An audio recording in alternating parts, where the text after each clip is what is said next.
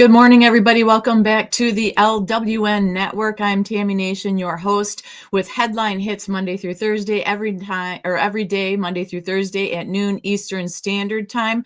Today is Wednesday, April 2nd, 2025, and it is Liberation Day. It is here upon us.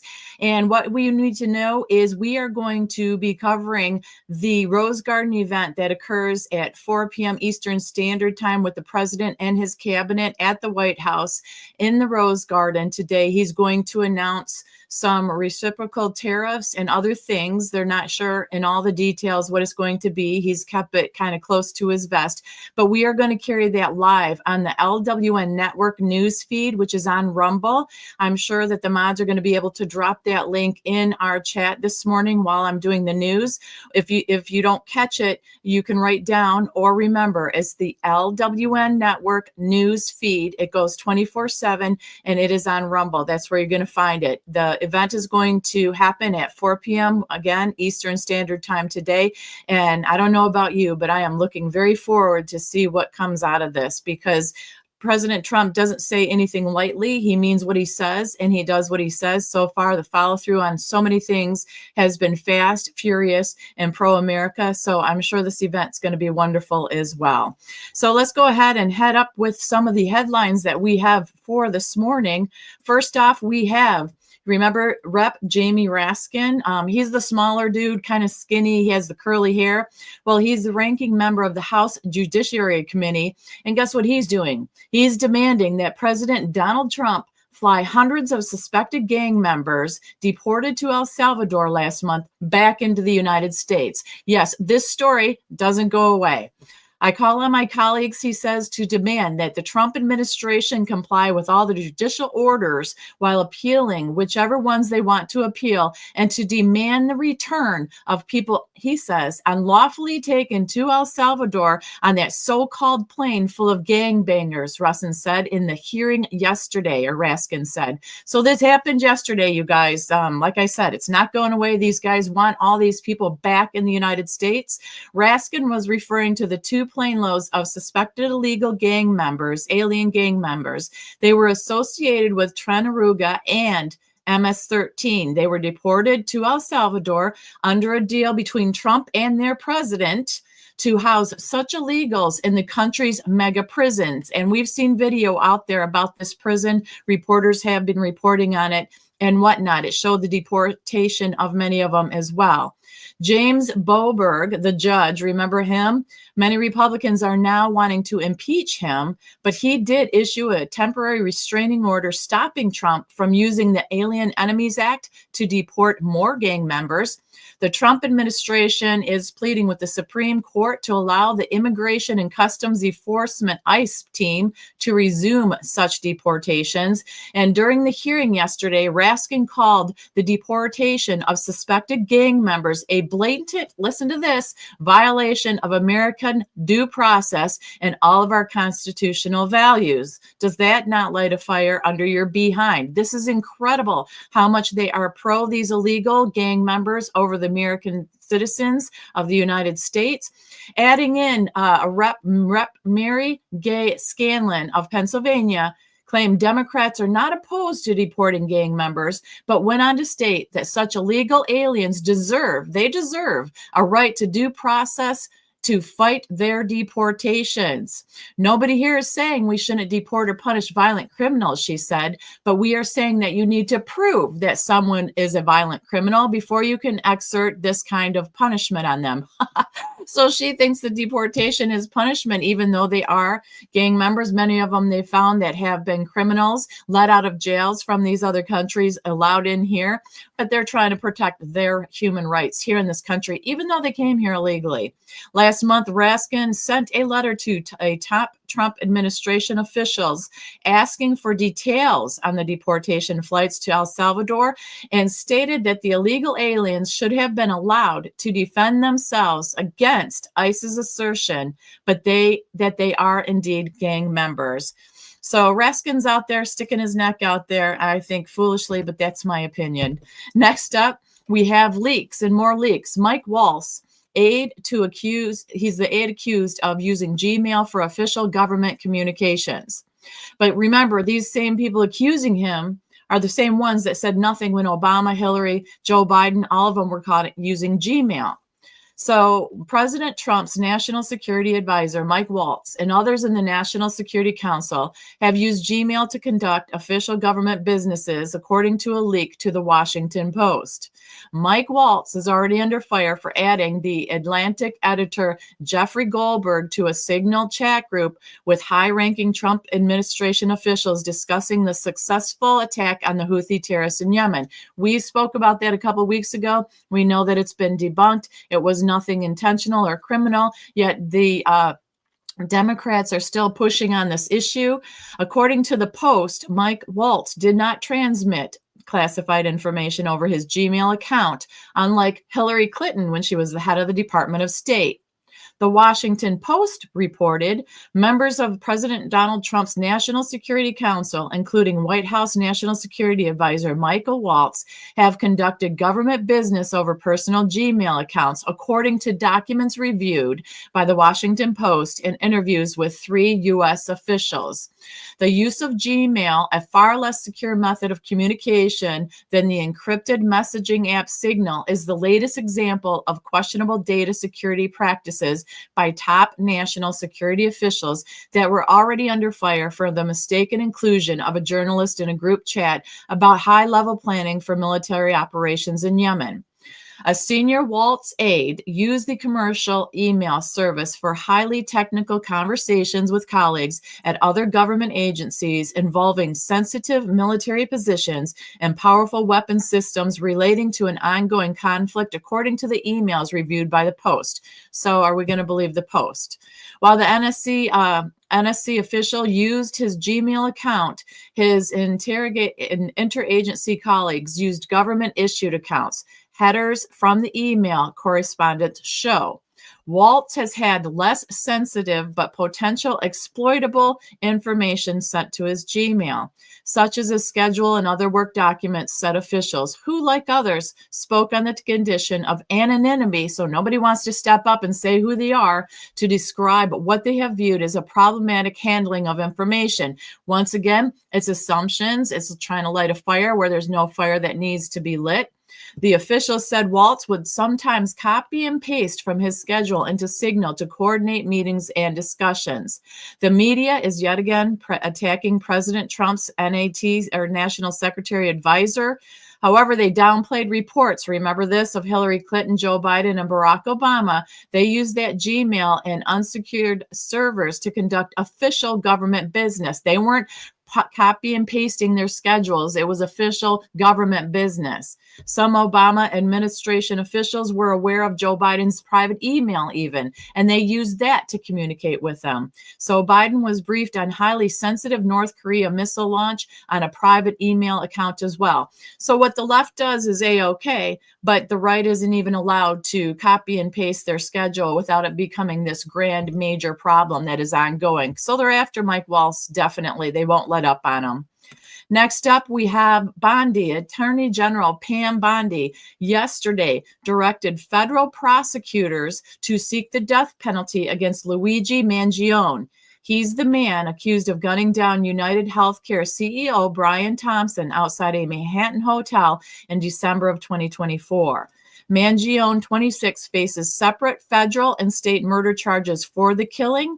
The federal charges include a charge of murder through the use of a firearm, which carries the possibility of the death penalty. Luigi Mangione's murder of Brian Thompson, an innocent man and father of 2 young children, was a premeditated, cold-blooded assassination that shocked America, Bondi said in a statement.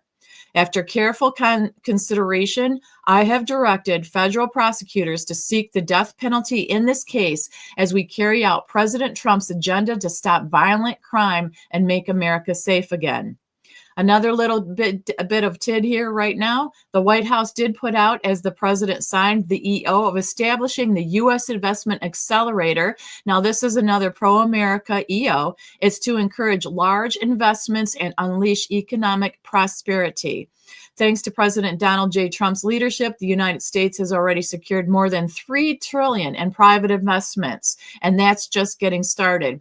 So anybody that wants to knock these EOs and say that Trump is something bad, a dictator or whatnot that we've heard, or Orange Man is bad, and all this unnecessary name calling, no other president, even Biden in the last administration, did not bring $3 trillion in private investments into the United States in the 4 years he was president. And Donald Trump has done it in the first 100 days. Up next is a sad little note here. Val Kilmer is an actor known for his roles in films like Batman Forever, Tombstone, and even Top Gun. Unfortunately, passed away at the young age of 65 due to pneumonia, according to reports. He had been battling throat cancer as well in recent years, but he continued to work despite his health challenges. So thoughts and prayers go out to Val Kilmer's family and friends on that note. Also, a quick little note that was positive. Wisconsin has passed voter ID, which I know that a lot of us want. Yesterday, the voters approved question 1, amending the United States individual states constitution to include a voter ID requirement. It should have been mandatory all along, or just a normal thing to do. That's normal thinking to me, but thank God that they started and paved the path to voter ID. Hopefully all the other states will follow soon along behind that. Next up, a big to-do yesterday. House Speaker Johnson did shut down the House after Representative Laura Luna from Florida demanded a vote on proxy voting for new moms and dads. 9 House Republicans joined all 213 Democrats yesterday to keep alive a bill that would allow lawmakers who are new parents to vote by proxy for 3 months after their child's birth.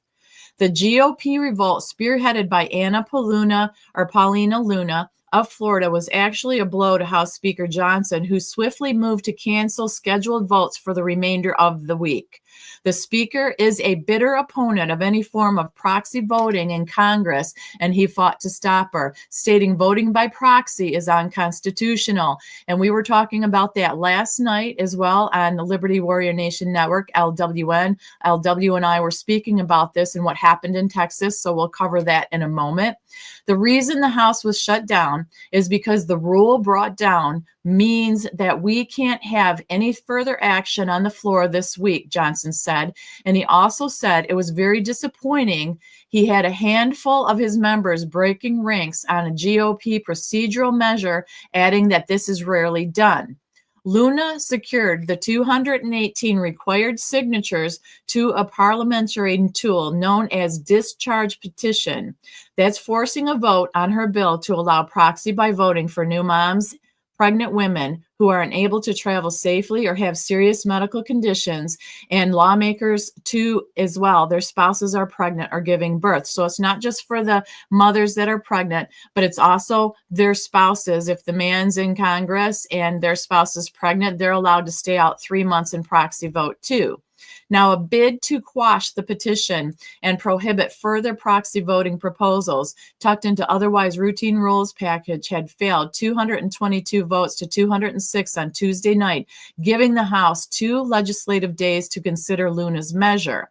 Now, Johnson was disappointed shutting down the House because they were also going to vote on the non-citizen voting bill, which to me is very important. Also, legislation rolling back Biden-era regulations and restricting federal judges' power to issue nationwide injunctions.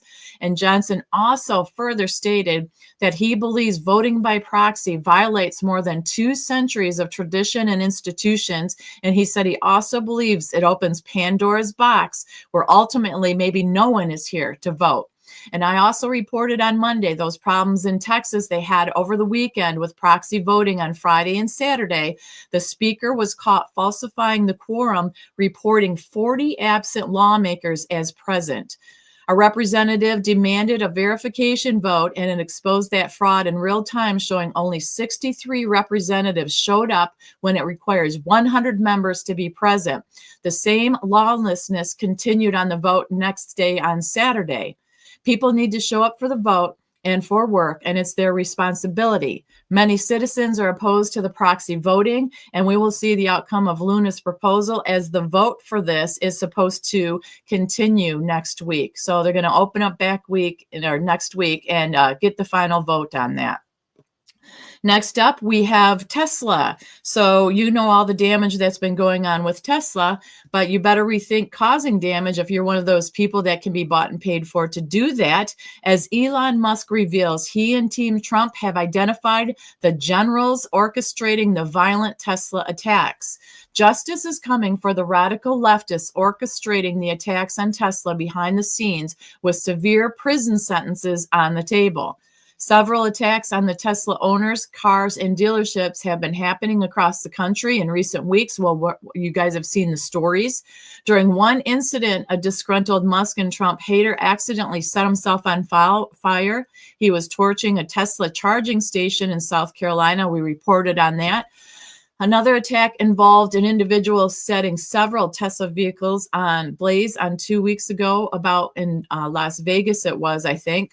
And then perhaps the worst incident of all occurred when a 61-year-old woman driving a Tesla was boxed in by a male driver and beaten by him while she was sitting in her car in Flagstaff, Arizona, earlier this month. Some of these stories are so disgusting and disturbing. It's like, what have we become as humans that we're going to beat a 60-year-old woman in her Tesla, and it's a male beating a woman? It's sickening. Musk has called these attacks wide-scale domestic terrorism and said that the innocent people were being hurt. Well, definitely. He then dropped a bombshell. He and Attorney General Pam Bondi know there are generals, and they call generals in quotes, those working behind the scenes, organizing the attacks on Tesla, and that the Trump administration is definitely coming for them. He says, we know who you are. Musk stated he hoped the Trump administration would also pursue RICO charges against the organization or organizers. We remember the RICO charges that were attempted to be brought against Trump as well. These are serious crimes where the organizers of this mass violence will go to prison for a long time, and I hope they see this segment, Elon said when he gave the interview. Also, conservative activist Asra Nomani had compiled a list of 24 Democratic organizations along with their key leaders. She says that they have a budget of $124 million and are behind the hashtag Tesla Takedown campaign of violence. So they're organized, they have money, and they have a hashtag that says Tesla Takedown campaign. Most of these groups claim tax-deductible status as nonpartisan, even though they are 100% Democrat aligned, a possible violation of federal law. She said it is not clear that these are the generals Musk is referring to, but America will learn the truth very soon. And I'm looking forward to that as well. Justice being served, finally. It's ridiculous. You should not be able to do what these people are doing in this country just because you don't agree with something. And then last up, what do we have for today? President Donald Trump will make his Liberation Day announcement focused on tariffs from the Rose Garden this afternoon at 4 p.m. Just like I stated at the beginning of the newscast, he is going to be joined by members of his cabinet to unveil his highly anticipated tariff plan that aims to unshackle the U.S. from its decades-long reliance on goods made overseas. It is going to be the first Rose Garden event of this administration, and the president will be announcing a tariff plan that's going to roll back all the unfair trade practices that have been ripping off our country for decades, Press Secretary Karen Leavitt said. Trump has had for weeks, April 2nd as American Liberation Day, he's been announcing, and he's going to announce those reciprocal tariffs on foreign nations that export goods to the U.S. Trump and his administration have remained relatively tight-lipped, basically on the details of the plan, instead noting that the upcoming tariffs will reportedly even be playing an even playing field for the U.S. and trade policy. Trump also told the media that I think it's going to be something that's going to bring a lot of wealth back into our country, tremendous wealth back into our country, actually. And other countries are understanding because they've been ripping us off for 50 years or longer. We know that Israel complied to all the conditions and are no longer adding tariffs to any imports or exports of the United States goods. So that was a beginning there. Before this announcement became today, like I said, it's going to be at 4 o'clock Eastern Standard Time this afternoon.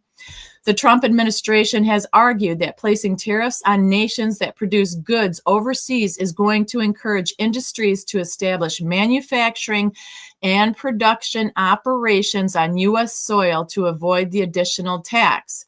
The administration has said the tariffs will lead to an increase in jobs available to U.S. workers as overseas companies set up shop in the United States. White House trade advisor Peter Navarro said during a Fox News Sunday interview over this weekend that the new tariffs will generate $600 billion annually for the U.S., or $6 trillion during the next decade.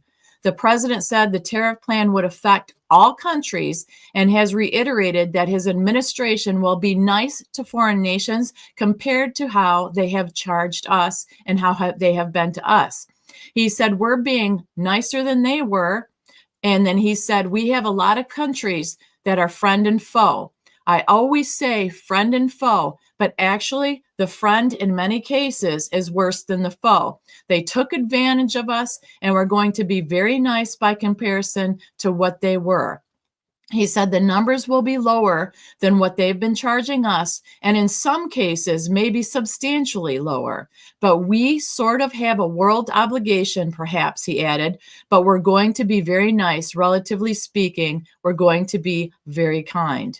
Trump's tariff advisors are not going to be wrong, Levitt told Fox News' Peter Doocy Tuesday when he asked about concerns over the plan. We've heard about people complaining about the tariffs in the plan and say, this is not how it works. This can't be done. We're going to suffer. I don't see how we're going to suffer any more than we have over the years by bringing money back in. Why is it so wrong for the Trump administration to want to be fair, have an equal playing field for the United States against other countries?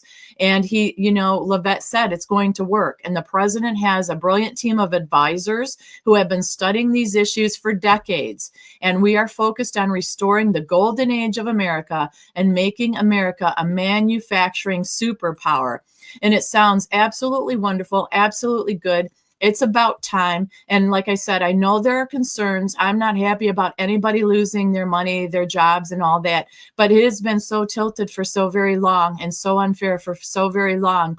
Anything that is done, I think, will be better. I have hopes that it's going to be better because Trump really doesn't do anything that is against the U.S. to hurt the U.S. in a long-term plan. It is going to be a long-term plan that is going to set up America to be better. Like you said, with manufacturing, money, jobs. We have seen over the decades how much we've lost in this country with the exports of vehicles and everything else. Some countries, you can't even bring your vehicles in. They don't even allow it in. So it's about time we have a fair playing field.